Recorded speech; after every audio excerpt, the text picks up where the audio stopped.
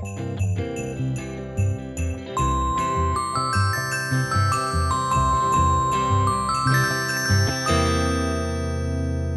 and welcome to Cookie Pocket. This podcast is about film. I've totally lost track of what episode we're on at this point, but this is our first holiday special of 2021. Woohoo! We're glad to welcome you back as the weather gets cold and we all get a little tired and relax. I'm joined by Zach and Mitchell as always. How are you two doing? Tired and cold. I'm doing A-okay. It's just a brilliant time of year, and I'm feeling it. Ain't that right, boys? Oh, there's so much to pick apart there. Yes. My thoughts exactly. Speaking of thoughts exactly, today we are reviewing A Charlie Brown Christmas, the television special. Sort of a departure for us, given that we've only really done theatrical length films in the sense of like movies. So, bit of a stylistic shift, a little shorter episode perhaps to follow. But this is certainly a classic and a staple of the holiday. It's been rerunning on cable for, I think, basically every year since it's come out in 61, if I'm remembering correctly. Oh, wow. 65. 65. Okay. Ah, darn. So I was going to say that's earlier than I thought. Yeah. Until like Apple TV Plus scooped it up, but then everyone got mad, and then they gave it back to PBS again, sort of. Yeah. And they were like, "Hey, this is because Apple is a benevolent god," and we were like, okay. "Thanks, I guess, Apple." Anyway, okay. Charlie Brown is feeling sad, guys, and commercialism is consuming the Christian holiday. Whatever will he do? That's sort of the first plot of this. Okay, that's good enough of a summary. I've never been the summary guy of the three of us. I think that's clearly on display here. What were your general thoughts of this rather short film? Well, I think, like a lot of American children, had this memory of growing up watching the Charlie Brown specials. But the more and more that I've seen them, I think that's kind of a false memory, because I had no recollection of this whatsoever. And I think it's a pretty charming little piece. Like you said, it's pretty brief. It's the Peanuts, so I don't really know if it needs like a full feature-length thing. It's a short little story. It says everything that it needs to say within those 25 to 30 minutes, and I think it does it pretty well. And I think it's still pretty entertaining. It definitely shows its age. I think the animation is obviously quite limited.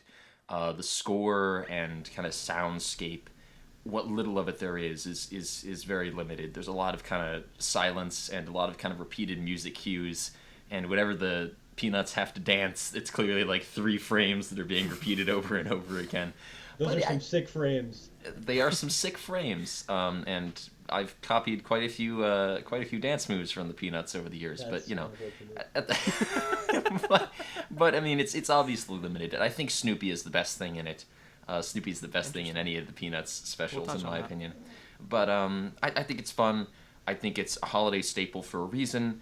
But I do think, you know, in a lot of ways, like I said in my review, it's kind of more of a museum piece than a genuine piece of, like, really attention-grabbing entertainment that absolutely works today in the way that it did back when it was first released. So a 3 out of 5 for me. Good, but not fantastic or great. I can understand Zach's perspective, I think. I don't know why you would like the equivalent of Jeff Bezos going to space when it comes to Snoopy decorating his doghouse.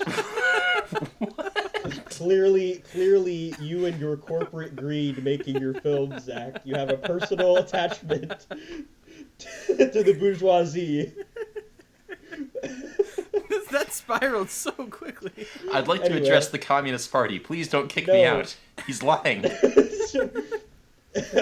Anyway, the drum brushes are my favorite part of this. I feel like I'm jazzing in the club in the 60s again than my previous life, and I heavily enjoy Charlie Brown's coming-of-age story. And I think it's just interesting to see how all these children kind of struggle with adult issues, and that's kind of like one of the main appeals of Peanuts. And I think this is a pretty obvious choice of subject matter, and obviously they have to have a holiday, themed one too. So I think this is a pretty great topic to choose for it.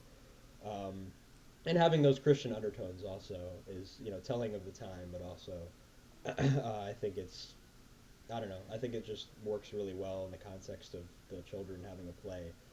And I kind of say this in my review. I don't feel like it's like there's like an overarching narrative as much as there is in like like a literal narrative in terms of actual events happening, like there is in the Halloween one with the Great Pumpkin.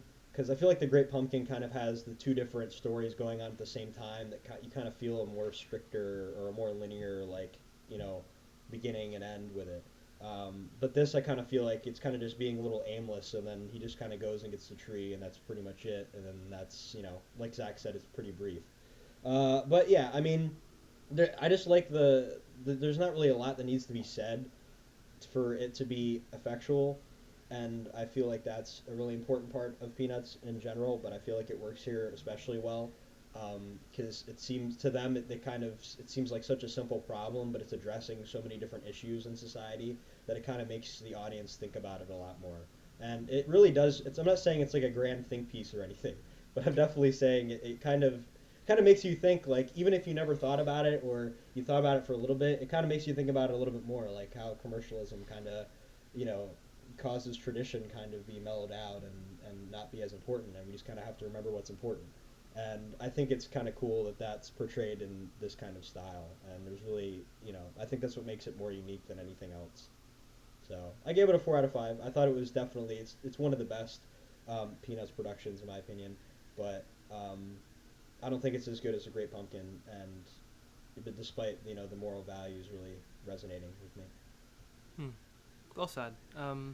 I gave this a 5 out of 5, which, maybe I'm shooting for the moon, but I value this quite a lot, even if I agree with pretty much everything both of you have said.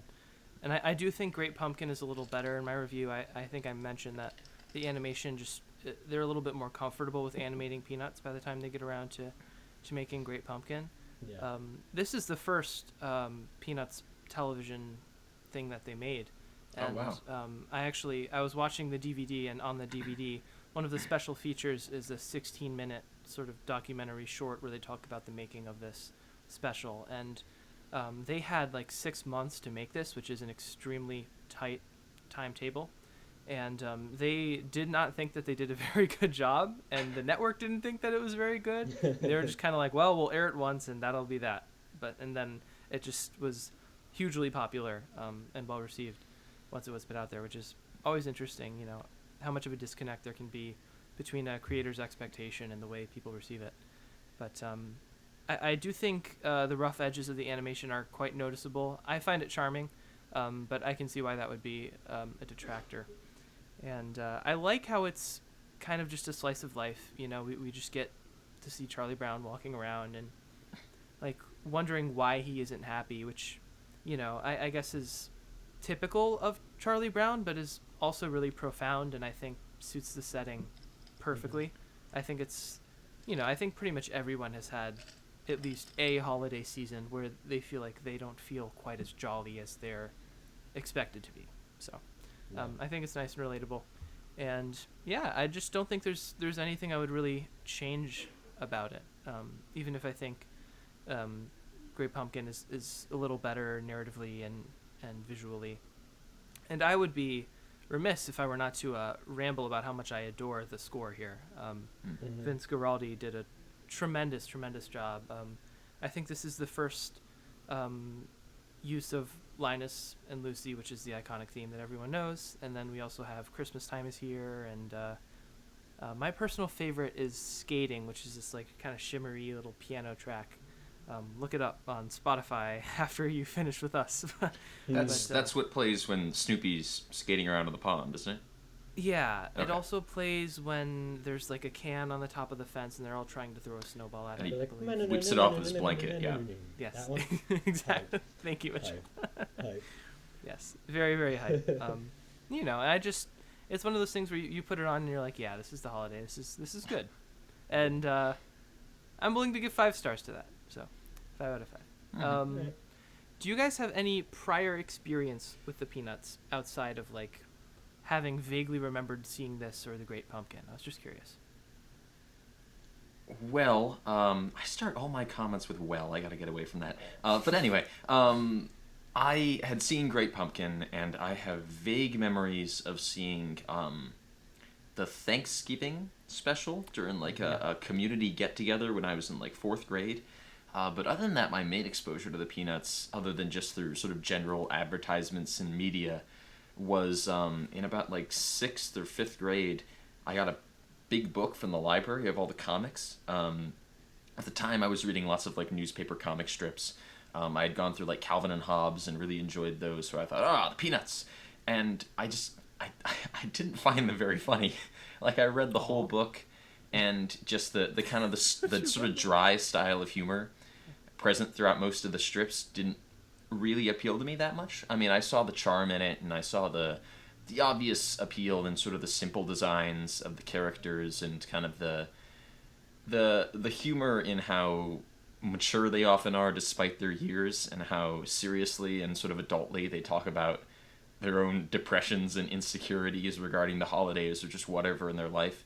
But aside from Snoopy and Woodstock, I think is the woodpecker. I kind of the which were sort of the two characters that appealed most to me in those comic strips. I found that the style of humor didn't really appeal to me as much, which maybe is a reason that these TV specials don't resonate with me as much as they seem to with a lot of other people who grew up with them as kids. Yeah, I can actually kind of agree with Zach with that. I'm not a huge comic person, but I've definitely read like strips throughout my long years on Earth, and I've seen I don't know, I've probably seen like a third of the TV specials. I've seen all of them at some point. I like the Thanksgiving one a lot more than most people. The You're Not Elected one's kind of bad. I think one of them was sad. Which one was like really sad? The Snoopy Come Home? Oh, yeah. I think I freaking cried when I saw that. That's like a full-length one. Yeah, that one is hard hitting. Yeah. Yeah. Be My Valentine. Yeah, I don't know. Yep, that's about it. Yeah, well, fair enough. I was just curious. I myself am quite a big Peanuts fan. I feel like I actually haven't given you guys that impression very much because most of the time we're just bickering about Star Wars or something else. Yeah. But I really do like them quite a bit. I have like some books, and I always get like the daily calendar where like every day is like a new one of the strips. And I have seen many of the films and specials to this point. I think I've seen all of like the longer length ones, and I've seen maybe like a third of the TV specials, though those are harder to find. A lot of those are only available on like VHS, if you can find that on eBay or something. So, yeah. But yeah, I just find them really charming, and I think it's a humor that appeals to me perhaps more than it does to Zach or Mitchell, which is not entirely surprising. But Yeah. I was very interested, Zach, that you said your favorite part was Snoopy. So I just wanted to ask you guys, does Snoopy work for you here? Do you prefer him to the actual characters that speak and form more of the shape of the special, and why or why not?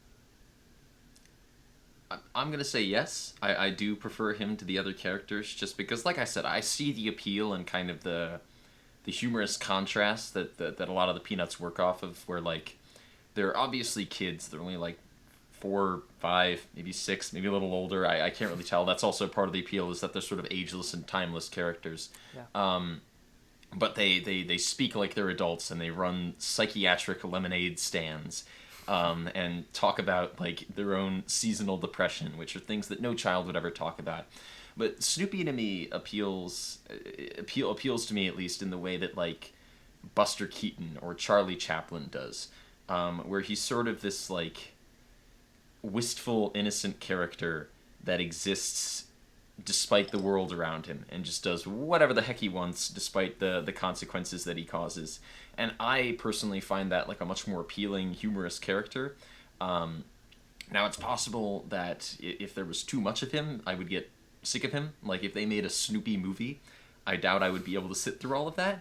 But since Snoopy is kind of these, like, brighter, high contrast parts of these specials. Whenever he shows up, I'm like, oh, my, isn't this appealing? In contrast to the sort of like, I'm depressed and I'm not happy and I don't know why, which I just doesn't gel with me as much. So Snoopy is Adenoid Hinkle in The Great Dictator 2? Yes. Oh dear. Right? You said yes. Hey, dear viewer, if you have no idea what that means, go watch The Great Dictator and then listen to our podcast about The Great Dictator. Yes. You literally have to watch. Red Arrow in thumbnail. You have to watch the Great Dictator to understand this entire episode. I love Snoopy. Okay, that's my boy.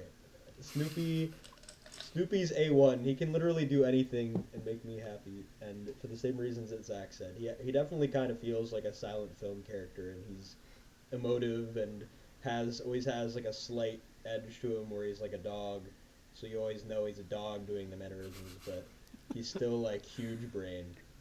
So Snoopy is like a dog, yes. So Snoopy, he's not like my dog, Zach. So Snoopy is at some stage of the evolutionary chain after Monk, and I have to figure out where. But anyway, no, it's funny. There's always like the bits he does with Schroeder, right?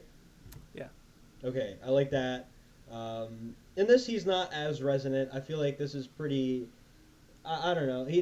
I like how he did like the doghouse thing and got first prize, but that's kind of like a side thing for Charlie Brown. So I feel like this is a lot more Charlie Brown centric story this time around, and him learning the true meaning of Christmas. Dun dun dun.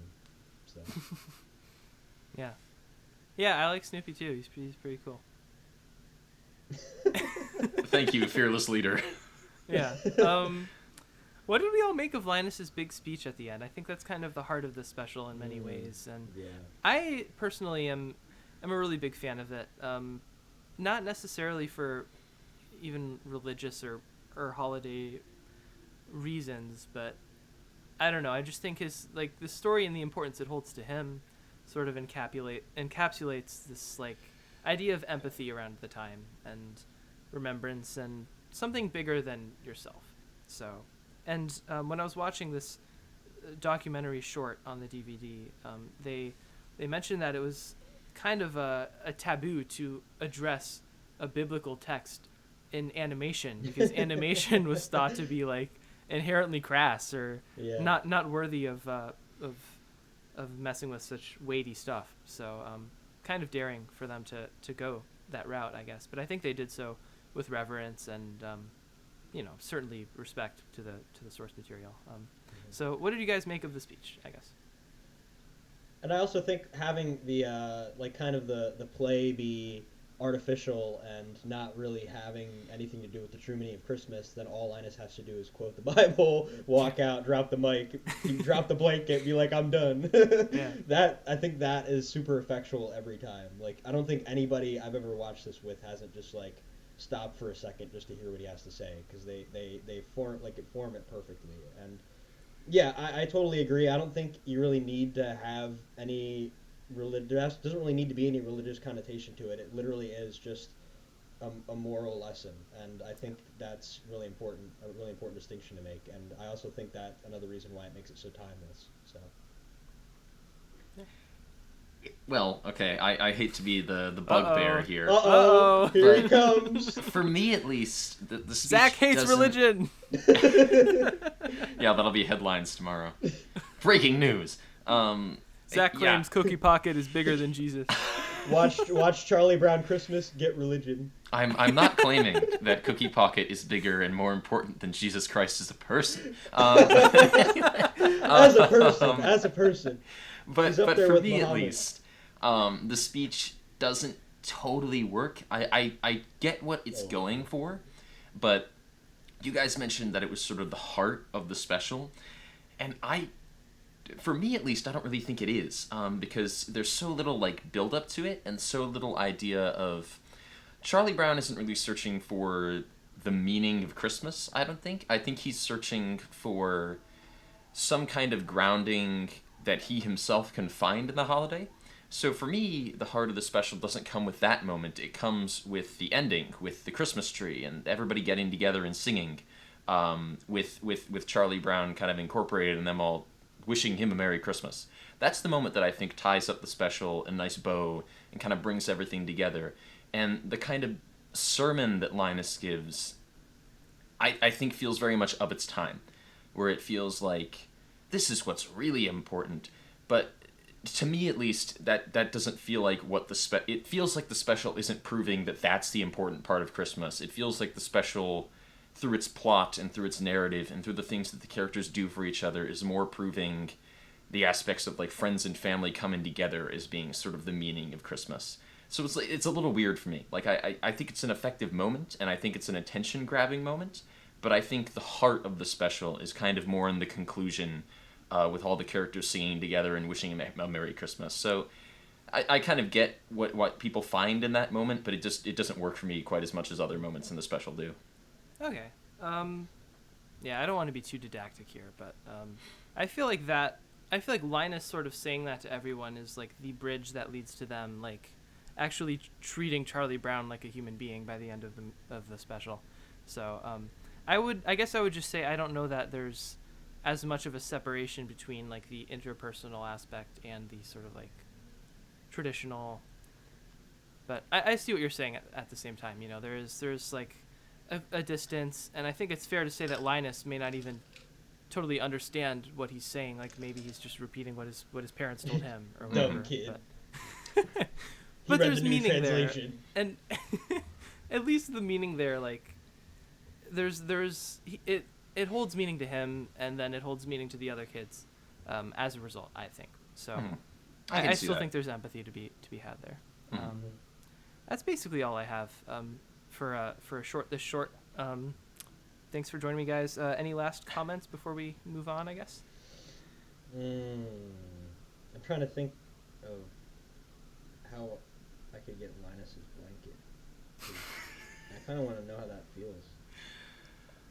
Okay. Well, I would say that it's worth seeking out. If you have kids, I think your kids will enjoy it. Like I said, the animation is really simplistic, and I do think it's a little kind of squiffy in parts. There's bits where the animation doesn't totally work, but it does still have an appeal to it. These are still appealing looking characters. I think a lot of the Peanuts shorts are kind of the perfect thing to put on in the background of a Christmas party that you have like kids at, so the kids can go watch Peanuts and the adults can have conversations, and every now and then tune in and go like, okay, you know. Yes, like The Exorcist. And tune in every now and then and go, that's Christmas. So yeah, I think it works in the way that a lot of these specials do, where it works for its target audience in different ways, I guess. Darn. We were doing so well for like the first 20 minutes. I'm going to have to disagree with Zach a second time. I'm sorry, Zach. Nice. Oh my giddy You can't disagree with me. No, I can't. Of course No. not. You don't feel like how Linus's blanket feels like? No, of course. Yeah, no. That was totally fair. We just always assume the worst of each other. It's instinct at this point. No, I think that this is perfect for depressed adults or like people our age who are just like, you know, unsure about things. Or I think there's a lot more to derive here the older you get, personally. I know that's not a popular opinion. But. I think every Christmas you find this to be more telling. Sure. I feel like every Christmas is another time to learn about commercialism and why it's the downfall of the United States. Okay, I mean, I'm of a totally opposite view, not on the economic matter, but on on the special, where I personally feel like as you grow older, you're going to encounter more and more questions that this special can't appease. But of course not. It's not. The Yeah, answer to no, everything. I know that. Yeah. yes, so I think as you get older, you're going to find different Christmas specials and different forms of holiday entertainment that kind of answer those questions for you. But you know. Yeah, whatever. And you're also going to appreciate hand-drawn animation more. Yes. Like, wow, that look is at true. those cells. That's Look true. at those cells. Oh my god. Frames. Them frames. Look at Lucy not recognize Jingle Bells when it's Terrible. played 3 times. Terrible. Yeah, that was a Anyway. weird gag. It works, but it's a weird gag. It was funny, Yeah. but it was weird. She must have a very bad ear. But I mean, it's 25 minutes, audience. Just, you have time. Put it on. Mm-hmm. You definitely have time. Mm-hmm. Yeah, that was a Charlie Brown Christmas. Now it's time for our bits and pieces and segments and whatchamacallit. Week in review.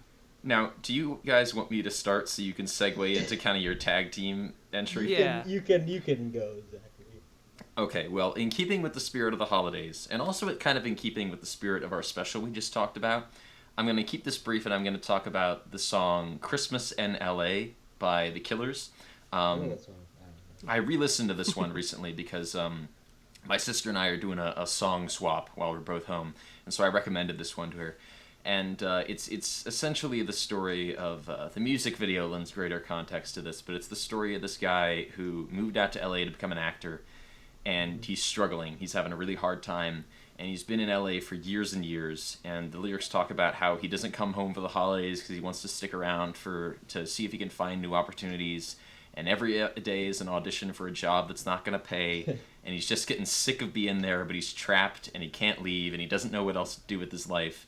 And so Christmas is kind of just becoming another day to him, and it's becoming a thing that doesn't matter as much anymore. And he kind of wants to go back to the days when Christmas meant something and was this magical time, but he can't because he's stuck.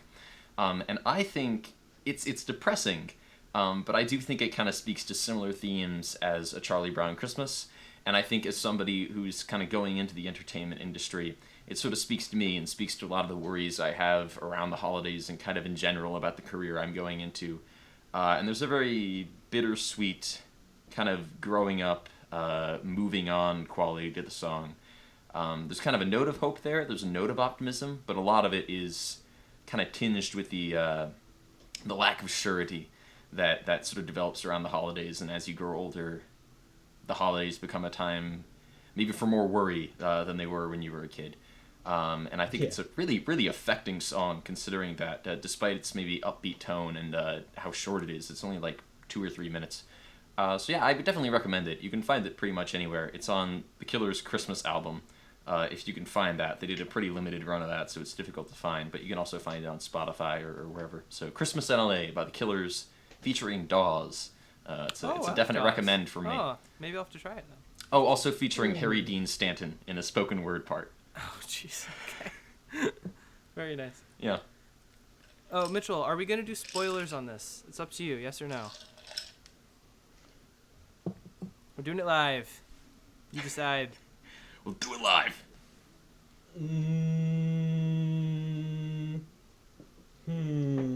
Spoilers. Yes. Yep. Yes. So. Okay. Audience. Oh, we didn't even say what the spoilers are. I don't care. Yeah, I'm gonna emphatically say this as well. Audience, if you were mentioning the title of the movie, right? Yes. If you have any interest whatsoever in seeing Spider-Man No Way Home, leave now, because the Chuckle Brothers are about to spoil everything for you. I already spoiled it.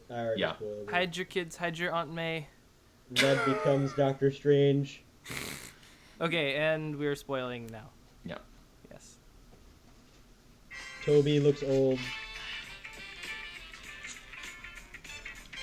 I'm sorry. Okay, just 2 seconds. I had to do it. Bully Maguire and Rent are not here. Oh, no. Rip. No. Rip. R.I.P. No, okay, I'll start then. I think it was a tremendously affecting movie. And for the first half, I was kind of getting annoyed because there were like the fan bits that you knew were going to be there that worked because I'm a fan, but then I'm like, wait, I should want more from this. And eventually I did get more from it. I think the second half is stronger. I think eventually some really hard narrative choices are made, especially with Tom's Peter Parker. And I'm for the first time in a while, I'm like excited to see a Marvel sequel again. I'm excited to see what they do with Spider-Man after this. And Willem Dafoe is just unbelievable. Unbelievable. Yeah. Pretty much. Yeah. Definitely one of arguably could be the best Spider-Man movie. There's really not a lot else to say. It's kind of something you just have to watch. The biggest worry obviously is that it's going to rely too much on nostalgia, and I feel like they pretty much did that exactly right, where that wouldn't be the case. Because honestly, every single character they bring in feels like they're in their narratives from their movies still. It still feels like they're kind of, they literally feel like they're stuck in this different universe trying to figure stuff out. So, I mean, it's exactly what it says on the tin, as Zach can say. So. Yeah. I sort of wondered maybe would it have worked better if one of the villains were not from Toby's world or Andrew's world, because really, if we're opening a rift to every universe, to the whole multiverse, what really are the odds that all 5 of the villains that break through are from either Toby or Andrew's world? You know, or from what Star really Wars. Are the? Yeah, I know, but like, what Let's have really? Star Wars in here. Yeah, what really are the odds of the 2 Spider-Men being Toby and Andrew? You know, but it's so well done that, you know, if you're there as a fan, and for a movie like this, you're there to have fun first and foremost, I think, and you do, and you will. So sometimes it's Miles just Morales is not there, 1 out of 5. Spider-Ham is not there, -1 out of 5. Ooh. Yeah. Nicolas Cage isn't there. There you go. Take away There anything else. Yep. No Spider-Gwen, guys, come on. Yeah. I was gonna say, aren't in some of the characters' cases, aren't they literally in those previous narratives? Because isn't like everything with Sandman and the Lizard like literally just footage from their previous movies? Not the bigger CGI stuff, but I've seen shots of like Flint Marco, where he's like being cured, where it's the same footage from Spider-Man 3 when he gets all wet or something like that. I don't think it's the same I don't footage. think it's the same. Yeah, Okay. they definitely got It might him. be a visual reference. Yeah. They definitely Okay. got the actor to come back and at the very least voice him. Mm-hmm. And I was actually really frustrated that they were keeping him sandy the entire time yeah, until there was that big payoff when they healed him at the end, and then I was like, oh, okay, that's why they. Wow, he looks exactly the same. Is what I thought. Yeah. Yeah, that's Thomas Hayden Church, so he really hasn't changed much. Yeah. Mm-hmm. Yeah, the real standouts are Defoe for me, Tom Holland, and actually I think Andrew Garfield. Really, like, a very popular response has been that we were too harsh on Garfield with his films. Maybe this is Garfield's best movie. Honestly, yeah. Anything with Bully Maguire in it is going to be Toby's best. So if they had Bully Maguire in this, it would have been like 6 out of 5. Yeah, pretty So, much. What did you give it again out of 5, Mitchell? I give it a 4. Mm. It was really hard. Yeah. Right when I saw Toby, I was like, 4 out of 5. Be 4.5 out of 5. And then I was like, I should probably give it a 4. It's not. I don't think it's. I don't know. I mean, it's really, you get really, you have to be really careful with the nostalgia stuff. You know what I mean? Like, there's a lot of unoriginal ideas that were used when you really think about it. And I understand, you know, that's going to naturally happen, having all of them mixed together. But I mean, they handled it so well, you know, like I couldn't really imagine how much better they could have handled it, honestly. And like you said, Christian, there's going to be points where there's plot holes, and the whole Doctor Strange hanging over the Grand Canyon for 12 hours thing is kind of a little bit ludicrous. But I mean, they had to have a reason for him not to be there so this movie would work. So it's like, you kind of have to forgive it. So, but yeah, I mean, it's definitely a big theater experience. I would highly recommend. At this point, when this comes out, I'm sure there's going to be plenty of times for people to see it. So. Yeah. Yeah. If you're okay with seeing it now, that we just spoiled the whole damn thing. Yeah. Yeah. If my family wants to see it, I'll see it over winter break. But I'm saving my own money for Licorice Pizza. I'm really excited for that. Oh my gosh. Just those trailers alone make me feel like I've seen a whole movie. But yeah. No, Spider-Man No Way Home. I should also say Zendaya is really fantastic. Yeah, I think all of the performances really are just quite strong. And by the end, I was thinking like 3.5, and then when Andrew and Toby showed up, I was like, oh, you know, I was totally loving the jingle jangle of them car keys. But you know, I gave it a 4.5, and you know, maybe it doesn't deserve that actually, because I did think like, oh, John Watts' directing is kind of flavorless and humana. But like, it's just how you know, there's just so much to enjoy. So for me, it earned my forgetfulness. And I'm not a simp for the MCU like Christian is, 0.1% more than me. So. Hey. I said 0.1% more. In the past, maybe. It's been rough sledding, though. Tough sledding, I should say. Well, Christian, guess what? We're far from home. Far From Home was bad, I persist. Really? Or at least, like, not great. It was not that good. If you I watch it thought again Far right From now, you're Home going to be like, what is this? Was fine. If you know who Mysterio is, it doesn't work at all. Sure, but... which is a problem for almost every Spider-Man fan. I knew who Spider-Man... I knew who PS2. Spider-Man was.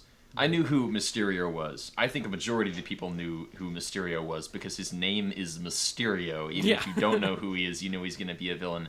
And it still worked for me because I think there's an element there of the old... I can't believe I'm comparing a Marvel movie to Hitchcock. But Hitchcock always used to say that the most suspenseful thing you can do is put a bomb under the table and you know it's there, but the characters don't know it's there. So even if you know he's a villain going in, your knowledge that he's going to do something, and it still works and adds tension to the situation because you know that, but the characters don't know that, and therefore you relate to them and are waiting for them to figure it out. So it kind of worked for me in that regard. Okay. I guess so. I felt like it was presented as a twist to the audience as much as to the characters. But Sure, yeah. Conceptually, I agree with that. The twistiness doesn't work, but I think there's still something to get out of that character's inclusion, even if you do know what he's going to do going in. Hitchcockian, yeah. What a Spider-Man detour we've taken. No Way Home is sort of like Christmas adjacent, I would say, so, you know. His costume is red. The Green Goblin is green. Oh. It's a Christmas movie. The lizard is green. Hey. Huh? We're getting festive up in here. Andrew and Toby are also red. I think Feliz Amy's hair Navidad. might be reddish. Is it? I don't know. Oh, no. Oh, no. Oh, no.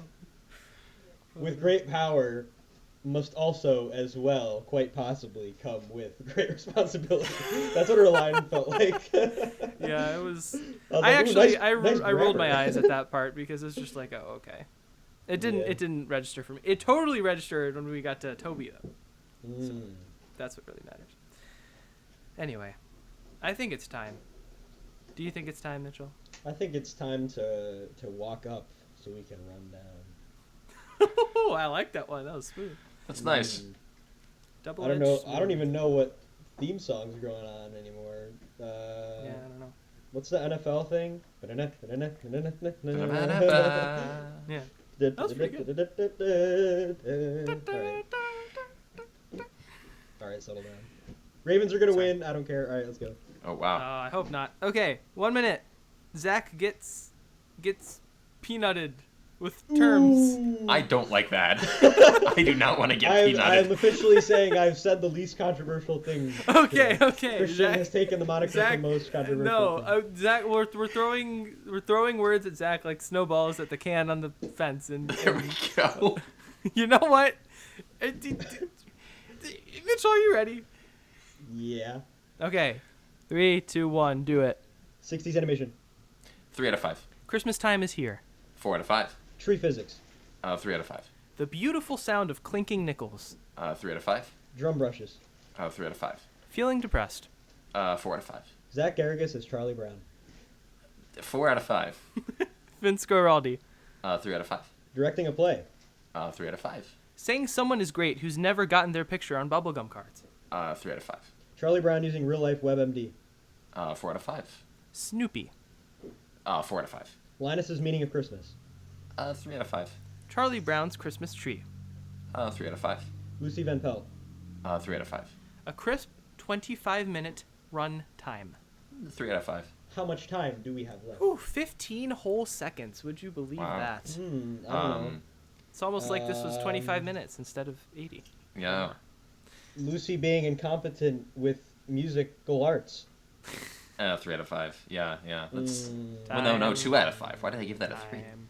Okay. Yeah, how dare you, Zach? Your Yeah. numbers are all over the place. I know God. they are. I'm out of practice. Yes, we all are. Sad. But hey, it's been a nice warm welcome. It's good to be back. Yeah. I don't even Season think 4 I- already.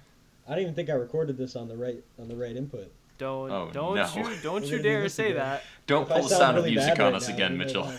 Oh, I'm gonna do it to you, Zach. Oh, no. I might do it to you. Who's Well. previewing the next one? SME. Hey, House of Gucci. Oh, we should have talked about that. He cooked a meatball. She killed the husband. Jared Leto and Morbius following House of Gucci. Anyway, in the second of our holiday specials this year, I'll be hosting. And as is becoming a trend at this point, we'll be talking about a version of A Christmas Carol. For this episode, I've selected my personal favorite version of A Christmas Carol, which is the 1951 adaptation by Brian Desmond Hurst, starring Alistair Sim as Scrooge. This is the version that has been really important to me growing up. It was watched like every year in the household when I was a wee lad. So I'm really interested in seeing what you guys think of it, especially since I know some of us have only seen like 2 or 3 adaptations of the story. So this should be interesting. So tune in for our next special if you're interested to see us talk about Scrooge from 1951. Great. Looking forward to it. Sincerely. Okay, this has been Cookie Pocket. This podcast has been about film. Thank you for joining us. And go listen to some jazzy, snowy songs while a dog skates on ice or something. I don't know. We'll see you next time. Bye.